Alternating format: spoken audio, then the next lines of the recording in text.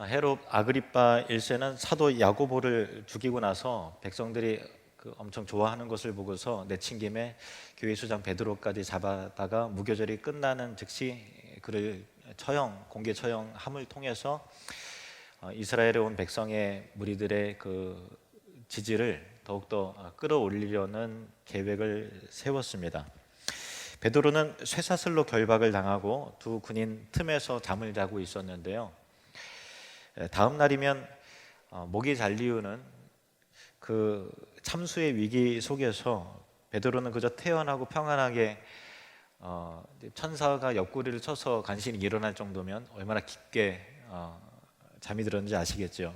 그런 것을 보면 그의 믿음과 또 담대함, 그리고 그의 안에 있었던 그 자유함과 평강, 그것은 자신의 삶과 생명을 영원하신 하나님 앞에 온전히 의탁한 것임을 알게 됩니다.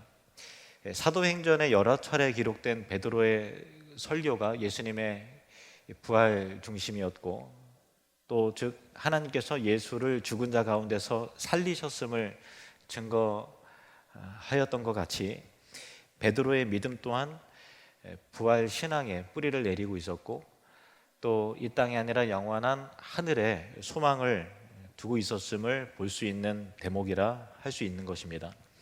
우리 교회가 천국을 누리며 확장하는 사람들이라는 슬로건을 가지고 있는데요, 이 땅에서 천국을 누리는 신앙은 역설적인 의미가 있는데, 이 땅을 나의 천국으로 만들지 않는, 즉 이 땅에 소망을 두지 않고 영원한 하늘, 하나님 나라에 소망과 가치를 둔 사람이라야 이 땅에서도 진정한 평안과 자유와 행복과 감사와 기쁨을 누릴 수 있는 것이죠.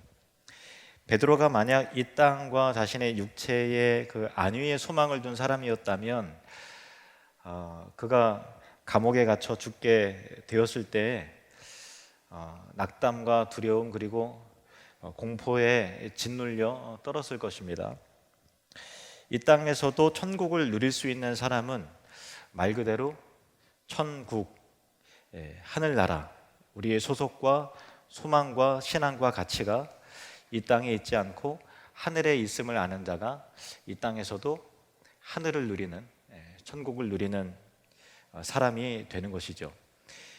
빌립보서 3장 19절에서 21절 말씀 보시면, 그들의 마침은 멸망이요 그들의 신은 배요 그 영광은 그들의 부끄러움에 있고 땅의 일을 생각하는 자라. 그러나 우리의 시민권은 하늘에 있는 자라. 거기로부터 구원하는 자 곧 주 예수 그리스도를 기다리노니 그는 만물을 자기에게 복종하게 하실 수 있는 자의 역사로 우리의 낮은 몸을 자기 영광의 몸의 형체와 같이 변하게 하시리라. 한편 천사의 도움으로 옥에서 나온 베드로는 성도들을 찾아갑니다. 12절 말씀 보실까요? 함께 읽겠습니다. 깨닫고 마가라 하는 요한의 어머니 마리아의 집에 가니 여러 사람이 거기에 모여 기도하고 있더라. 우리는 베드로가 헤롯의 손에 놓여서 자유케 됨을 받은 이 기적적인 일에 성도들의 기도가 그 바탕에 있었음을 알게 됩니다. 베드로가 그의 마음에 두려움 없이 평안을 유지할 수 있었던 그 이유도 성도들이 그를 기도로 돕고 있었기 때문이라는 것을 이 본문을 통해서 우리는 확인하게 되고요. 그래서 하나님은 교회를 기도하는 공동체라고 하셨습니다. 그래서 내 집은 만민이 기도하는 집이라 라고 이렇게 말씀하셨습니다.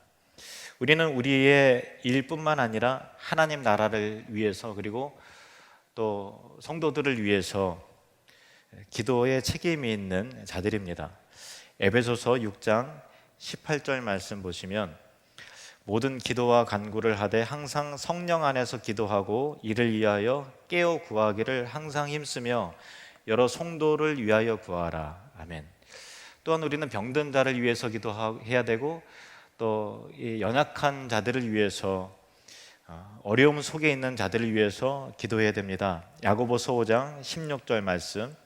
그러므로 너희 죄를 서로 고백하며 병이 낫기를 위하여 서로 기도하라. 의인의 간구는 역사하는 힘이 큼이니라. 또한 성도는 복음과 또 복음 전파를 담당하고 있는 사역자들을 위해서, 그들의 사역을 위해서 기도해야 합니다. 골로새서 4장 3절 말씀. 또한 우리를 위하여 기도하되 하나님이 전도할 문을 우리에게 열어주사 그리스도의 비밀을 말하게 하시기를 구하라. 내가 이 일 때문에 매임을 당하였노라. 성도들은 마가 요한의 어머니 마리아의 집에서 함께 모여서 베드로를 위해 기도하고 있었는데, 이 마가 요한과 그의 어머니 마리아에 대해서는 잠시 뒤에 살펴보기로 하고요. 이 마리아의 집에서 정기적으로 공동체 모임을 가졌다는 것을 우리는 알게 됩니다. 그곳에 베드로가 찾아가서 문을 두드리니까 마리아의 여종인 로데라고 하는 소녀가 나와서 베드로의 힘을 알고 깜짝 놀라 기뻐해서 미처 문을 열지 못하고 뛰어 들어가서 베드로가 지금 대문 밖에 있습니다 하고 말했습니다. 하지만 성도들은 그 말을 믿지 못하고 야, 너가 미쳤구나 하고 말합니다.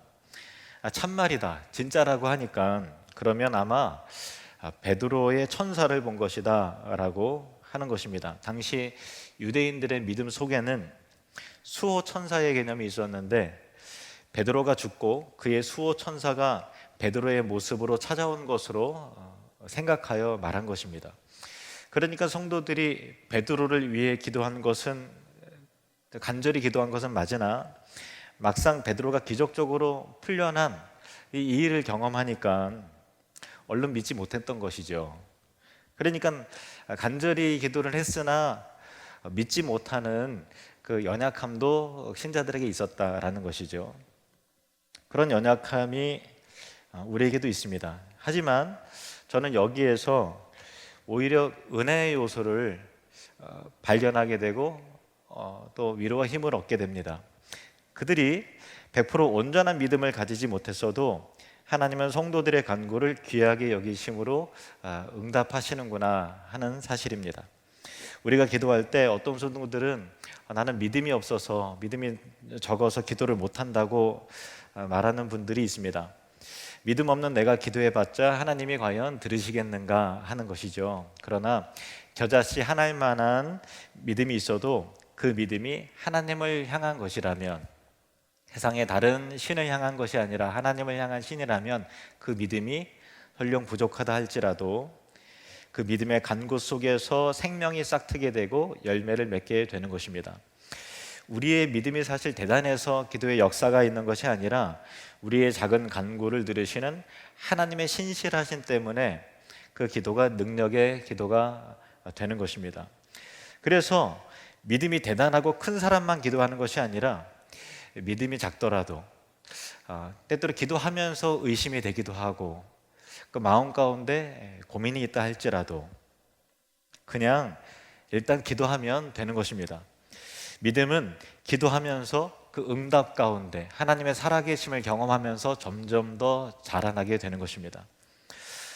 우리 교회에서 한 달에 한 번 20명 정도 이제 온라인 선교 기도 모임이 있는데요.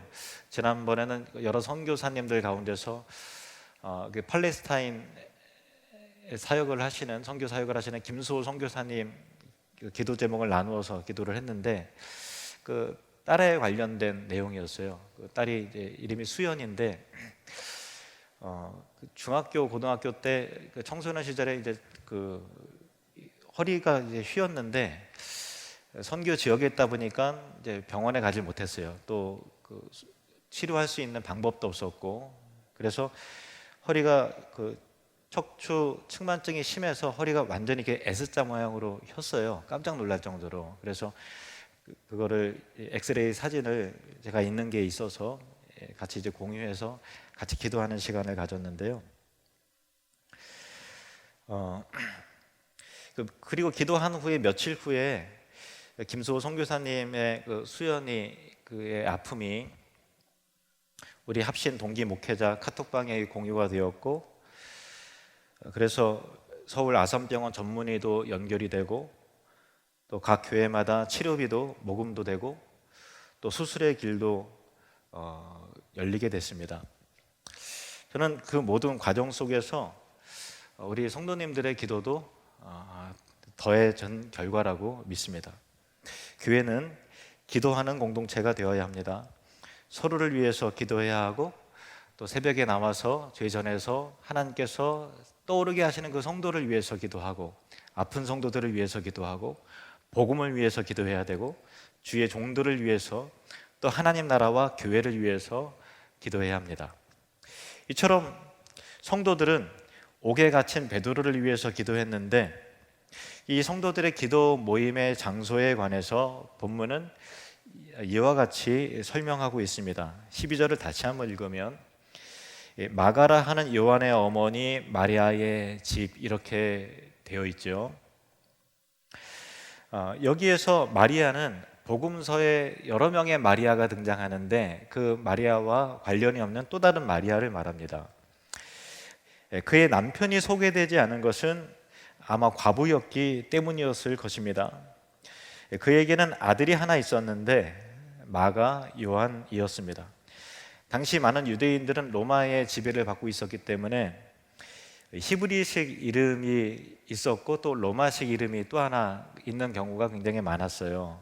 그래서 요한은 히브리식 이름이고 마가는 마르쿠스 해서 로마식 이름입니다. 이 마가 요한은 여러분 잘 아시는 바나바와 혈연 관계입니다. 골로새서 4장 10절 말씀을 보시면 나와 함께 갇힌 아리스다고와 바나바의 생질 마가와 이렇게 되어 있죠. 바나바의 생질 마가 이렇게 설명이 되어 있는데 생질이라 하면 누이의 아들이죠. 바나바의 누이의 아들, 즉 이제 조카라고 밝혀주고 있는 것인데 그러나 우리말 생질로 번역이 된 이 헬라 원어 아넵시오스라는 단어는 사실 사촌을 의미합니다. 사촌. 그래서 우리 개역 개정 성경은 생질로 번역이 됐지만 쉬운 성경이라든가 다른 번역본은 이제 사촌으로도 번역을 하고 있고요. 영어 성경에도 보면은 어디는 이제 그 조카라 되어 있고 또 어디는 사촌이라고 되어 있어요. 그런데 헬라 원어 자체는 어떤 생질이나 조카가 아니라 정확하게 사촌이라는 의미의 단어입니다. 그러면 왜 어떤 번역은 우리 성경을 비롯해서 왜 조카라고 되어 있을까, 생질이라고 되어 있을까 하면 그 이유는 아마도 바나바와 마가가 사촌이라 할지라도 나이 차이가 좀 많이 나기 때문에 사촌이라고 하면 비슷한 또래를 생각하게 되잖아요. 그래서 나이 차이를 감안해서 생질이라고 번역해야 그 어떤 그 나이 차이가 얼른 와닿기 때문에 그렇게 하지 않았을까 추측을 해봅니다. 바나바는 굳이 설명하지 않아도 여러분 이제는 잘 알 것인데요. 바나바의 본명은 요셉입니다. 지중해의 섬 구브로 출신이었습니다. 유추에 보면 바나바와 함께 마가 그리고 그의 어머니 마리아도 구브로 출신이었을 것입니다. 즉 헬라파 유대인이고요. 또 레위족의 출신입니다. 그리고 큰 부자였습니다. 큰 부를 해외에서 큰 부를 이룬 성공한 해외파 유대인으로서 많은 재산을 가지고 예루살렘으로 돌아옵니다. 그리고 정착을 했는데 예수님을 영접한 후에 바나바는 자신이 땅이 많이 있었는데 그것을 정리하고 팔아서 가난한 자들을 위해서 사용하기 위해서 교회에 헌금한 내용이 성경에 기록되어 있죠. 그리고 안디옥으로 파송을 받아서 바울과 함께 공동 목회를 한 사람이고요. 그리고 바나바의 이모 혹은 고모였던 마리아는 초대교회에서 모임을 갖고 기도할 수 있도록 자신의 큰 그 저택을 개방해 준 사람이었습니다. 그런데 이것이 그냥 부자니까 그 인신 쓴다고 될 수 있는 것이 아니라 초대교회가 박해를 받고 또 믿는 자들을 잡아 끌고 가서 옥에 가두고 또 매맞고 하는 그 위협 속에서 성도들이 자신의 집에서 가정교회를, 그 공동체를 가질 수 있도록 했다는 것은 정말 대단한 그 용기 있는 그 믿음의 헌신임을 알 수 있죠. 성경에서 다락방으로 번역된 이 장소는 이스라엘의 유대인의 집의 형태에서는 우리는 다락방 하면 작은 공간을 생각을 하지만은 유대인의 큰 저택일 경우는 2층에 넓은 홀이 있었는데 2층에 있었기 때문에 이제 다락방이라고 그렇게 우리는 번역을 한 겁니다. 근데 넓은 홀입니다. 기독교의 전통적인 관점으로는 이 마리아의 집의 2층의 다락방을 예수님이 6월절에 마지막 만찬을 가지셨던, 그리고 오순절 성령 세례가 임한 그 다락방과 동일한 장소로 그렇게 추측을 합니다. 그래서 초대교회 그 공동체의 요람과 같았던 이 마리아의 집을 그녀의 그 아들인 마가의 이름을 따서 초대교회 성도들이 마가의 다락방에서 모임을 가졌다라고 표현을 하는 것이죠. 여러분, 마가의 다락방이라 많이 들어보셨잖아요. 그런 연고 때문입니다. 만약 이 전승의 내용이 맞다고 하면 마가에 대해서 또 그의 어머니에 대해서 알 수 있는 그 정보와 내용이 더 많아집니다. 마가복음 14장 12절에서 16절 말씀을 제가 읽겠습니다. 무교절의 첫날 곧 6월절 양 잡는 날에 제자들이 예수께 여짜오되 우리가 어디로 가서 선생님께서 6월절 음식을 잡수시게 준비하시기를 원하시나이까 하매 예수께서 제자 중에 둘을 보내시며 이르시되 성내로 들어가라. 그리하면 물 한 동이를 가지고 가는 사람을 만나리니 그를 따라가서 어디든지 그가 들어가는 그 집 주인에게 이르되 선생님의 말씀이 내가 내 제자들과 함께 6월절 음식을 먹을 나의 객실이 어디 있느냐 하시더라 하라. 그리하면 자리를 펴고 준비한 큰 다락방을 보이리니 거기서 우리를 위하여 준비하라 하시니 제자들이 나가 성내로 들어가서 예수께서 하시던 말씀대로 만나 6월절 음식을 준비하니라. 여기 보면은 물동이를 나르는 하인이 있죠. 그러니까 크게 부유한 사람이었습니다. 그리고 2층에 아주 넓은 홀이 있는 대저택의 주인이 나오는데요. 여기서 본문에 보면 집 주인 하나를 만날 것이다 라고 되어 있는데, 집 주인이라고 하는 단어는 원어에 보면은 남성형 명사예요. 남자 주인을 말합니다. 그러니까 이때는 아마도 마가의 아버지가 생존해 있었을 것이다 라고 추측을 할 수가 있죠. 예수님께서는 잡히시기 전에 마가의 아버지와 어머니 이 마리아를 예정하여 택하셨고, 경건한 레위인 집안이었던 그들을 예수님과 그들은 예수님을 위해서, 그리고 그의 공동체를 위해서 기꺼이 자신의 집을, 다락방을 내어드렸던 것입니다. 십자가에서 죽으시고 부활하신 예수님은 마가의 다락방에 제자들이 모여 있을 때 2번 정도 나타나셔서 너에게 평강이 있을지어다 하고 말씀하셨죠. 부활하신 예수님을 그 집 주인이었던 마가의 아버지와 또 어머니 마리아도 당연히 만났을 것이고, 아마 마가도 예수님을 만났을 것입니다. 그리고 예수님이 승천하신 후 120명의 성도들이 약속하신 성령 강림을 위해서 기도할 때도 그 장소는 동일한 이 마리아의 집이었습니다. 그래서 마가는 청소년 시절부터 초대교회와 함께 자라나게 됐고, 또 마가의 사촌 형인 이 바나바도 자연스럽게 예수님을 믿고 초대교회의 일원이 된 것입니다. 초대교회가, 그 공동체가 점점 커지자 교회는 다른 가정교회들도 많이 생겨나게 되었는데, 여러 사도들 중에서 베드로를 중심으로 한 공동체는 마리아의 집에서 계속 모였던 것입니다. 그래서 베드로는 자연스럽게 이 옥에서 나와서 자신의 공동체로 찾아간 것이죠. 이 마가 요한은 그래서 이 청소년 시절부터 베드로의 영향을 자연스럽게 받으면서 자라났고요. 지금 이 상황은 10여 년이, 초대교회가 생겨난 지 10여 년이 흘렀을 이 시점입니다. 그리고 베드로는 마가를 자신의 아들처럼 생각을 했습니다. 베드로는 마가를 자신의 아들처럼 생각을 했는데 베드로전서 5장 13절 말씀 보시면 택하심을 함께 받은 바벨론에 있는 교회가 너에게 문안하고 내 아들 마가도 그리하느니라. 여기서 바벨론에 있는 교회는, 이 바벨론은 로마의 은유적 표현입니다. 아마도 이 베드로는 로마에 있었을 것이고, 그리고 마가도 그와 함께 있었습니다. 베드로는 토박이 갈릴리 출신이기 때문에 헬라어에 능숙하지 않았기 때문에 오늘날로 말하면 국제 언어인 영어에 익숙하지 않은 거죠. 우리말밖에 못하는 거예요. 그래서 로마에 갈 때 이 헬라어에 능통한 마가를 통역자로 데리고 간 것이고, 마가는 베드로를 통해서 계속해서 예수님에 대해서, 복음에 대해서 계속해서 이야기 들은 것을 성령의 감동으로 기록을 했는데, 그것이 바로 마가복음입니다.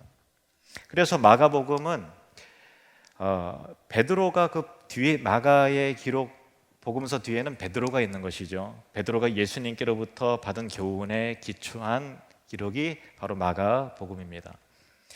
안디옥 교회를 공동으로 목회했던 바나바와 사울이 예루살렘 교회의 그 기긴 때문에 부조금을 모아서 예루살렘을 방문을 하잖아요. 그 방문했을 때 그들은 아마 바나바의 고모 마리아의 집에 머물렀을 것입니다. 그리고 다시 안디옥으로 돌아갈 때는 이 바나바의 사촌 동생 마가 요한을 함께 데리고 갑니다. 사도행전 12장 25절 말씀. 바나바와 사울이 부조하는 일을 마치고 마가라 하는 요한을 데리고 예루살렘에서 돌아오니라. 그리고 마가는 바나바와 이 사울과 함께 1차 선교 여행에서 그들의 수종자로 떠나게 되는데, 그러나 중간에 어떤 이유로 도중 하차를 해서 예루살렘으로 더 이상 난 못 가겠다, 그래서 그냥 예루살렘으로 돌아와 버립니다. 이 일 때문에 마가는 바울의 불신을 사게 되지만, 나중에 바울은 마가의 그 신실함을 인정하게 됩니다. 그의 됨됨이에 대해서 인정하게 됩니다. 그래서 디모데후서 4장 11절 말씀 보시면 내가 올 때에 마가를 데리고 오라, 그가 나의 일에 유익하니라 하고, 이 바울이 마가의 신실함과 신앙을 인정을 하죠. 신약 성경의 인물들 속에서 사도 베드로와 사도 바울의 큰 두 기둥과 같은 그 사도 두 사람 모두에게 신임을 얻은 사람은 그리 많지 않습니다. 그런데 마가 요한은 두 사도 모두에게 필요한 인물이었습니다. 신구약 성경에 수많은 위대한 신앙인이 나오지요. 그러나 성경을 기록할 수 있도록 선택을 받은 사람들은, 성경은 1400년에 걸쳐서 30여 명의 사람들에 의해서 성령의 감동으로 기록이 되어 있는데 30여 명밖에 되질 않아요. 마가는 그 중에 한 사람입니다. 그리고 복음서 가운데 최초로 기록된 복음서가 바로 마가복음인데, 이처럼 마가는 특별한 영광을 입었습니다. 어찌 보면 마가는 모세나 여호수아와 같이 탁월한 지도자도 아니었고요, 또 이사야나 예레미야 선지자와 같이 정말 뛰어난 선지자도 아니었습니다. 또 베드로나 마태처럼 주님의 직계 제자도 아니었고요, 바울처럼 주님의 특별한 사도도 아니었습니다. 당시 모든 사람의 존경을 한몸에 받던 의사 누가처럼 특별한 기술과 직업을 가진 것은 더더욱 아니었습니다. 마가는 지극히 평범한 사람이었습니다. 그럼에도 그는 최초의 복음서를 기록했으며 성경을 기록하는 30여 명의 영광스러운 반열에 올랐다는 것입니다. 특별히 내세울 것 없는 마가는 어떻게 기독교 역사 속에서 그와 같은 특별한 영광을 누릴 수 있었을까요? 오늘 본문은 바로 그 이유를 말해줍니다. 12절을 다시 보시면 마가라 하는 요한의 어머니 마리아의 집에 가니 여러 사람이 거기 모여 기도하고 있더라. 마가가 누린 모든 축복과 은혜와 영광은 그냥 주어진 것이 아니라 부모의 그 믿음의 헌신이 씨앗이 되었기 때문이라는 것입니다. 집을 공동체를 위해서 열어놓는 것은 그냥 부자라고 할 수 있는 일이 아니었습니다. 초대교회 당시는 박해 시대였다는 것입니다. 온갖 불편함을 넘어서 목숨을 걸고 하는 일이었습니다. 즉 순교를 각오해야만 하는 일이었다는 것입니다. 예수님이 마지막 만찬을 가지실 수 있도록, 그리고 자신의 집이 초대교회의 요람이 될 수 있도록 기꺼이 주님 앞에 내어놓는 이 부모의 신앙이 씨앗이 되었기 때문에 마가가 그와 같은 영광을 누릴 수 있었던 것입니다. 하나님은 여러분의 헌신을 반드시 기억하십니다. 그리고 그 일로 인하여 여러분의 자녀를 축복하실 것입니다. 교회를 향한 여러분의 열심, 하나님 나라의 복음과 선교를 향한 여러분의 이 아름다운 헌신을, 그 기도를 하나님은 기억하시고 여러분의 아들, 딸을 영광스럽게 해 주실 줄로 믿습니다. 하나님은 기억하시고 갚아주시되 우리가 생각하는 것 이상으로 하늘의 영광으로 갚아주시는 분이십니다. 하나님은 영원토록 신실하신 분이십니다. 하나님은 여러분의 자녀의 이름을 기억하고 계십니다. 기도하시겠습니다.